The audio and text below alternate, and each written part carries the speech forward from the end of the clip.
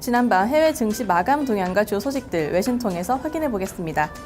오늘 새벽 마감한 뉴욕 증시는 경제 지표나 기업들의 실적 소식이 없었던 가운데 약 보합권에서 거래를 마쳤습니다. 이 소식 CNN 머니 통해서 확인해 보겠습니다.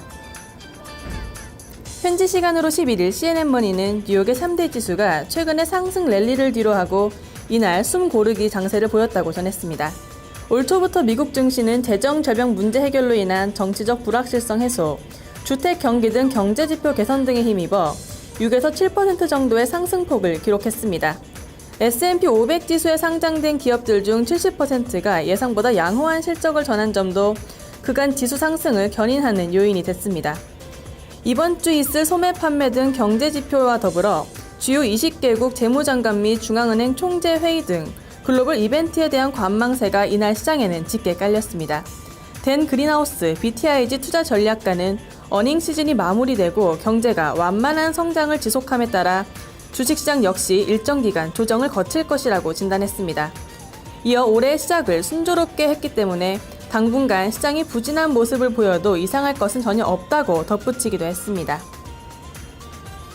이날 뉴욕 증시의 대표적인 기술주인 구글과 애플은 다소 엇갈린 흐름을 보였습니다. 다만 그럼에도 기술주 전반에 대한 전망은 밝은 것으로 제시됐는데요.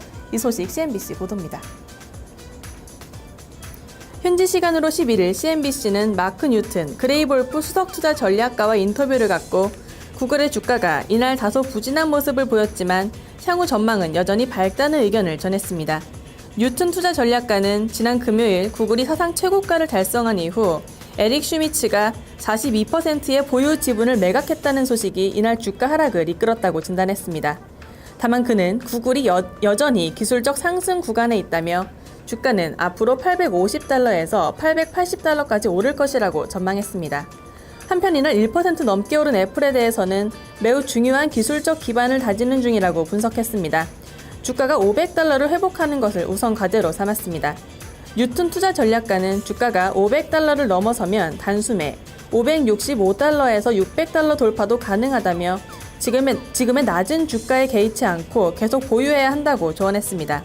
이어 애플의 주가가 더 떨어지더라도 이는 충분한 보상을 가져올 것이라며 다른 어떤 업종보다도 기술주들이 점차 안정되고 있다는 신호를 보내고 있다고 전했습니다. 마지막으로 이날 전해진 자넷 옐렌 연준 부의장의 발언 살펴보겠습니다. 미국의 경제 성장률을 끌어올리기 위해서는 연준이 보다 공격적인 행동을 취해야 한다고 전했는데요.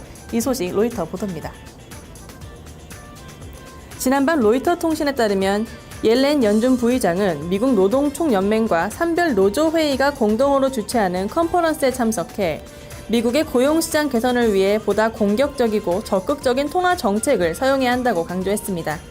벤 버냉키 의장이 내년 임기를 마치면 차기 연준 의장에 오를 것으로 유력시되는 옐렌 의장의 이 같은 발언은 미국의 경제 성장을 위해 고용시장이 더 크게 살아나는 것에 초점을 맞추고 있습니다. 그는 경제 성장률 상승과 고용 창출을 위해 강력한 정책을 지속해야 한다고 거듭 강조했는데요. 실업률을 지금의 7.9%보다 더 낮춰야 한다고 말했습니다. 이어 시퀘스터를 피하기 위한 협상은 3월 이전 해결책을 마련하겠지만 이와 관련한 불확실성은 당분간 경기 회복의 역풍이 될 것이라고 지적하기도 했습니다. 지금까지 외신 브리핑이었습니다.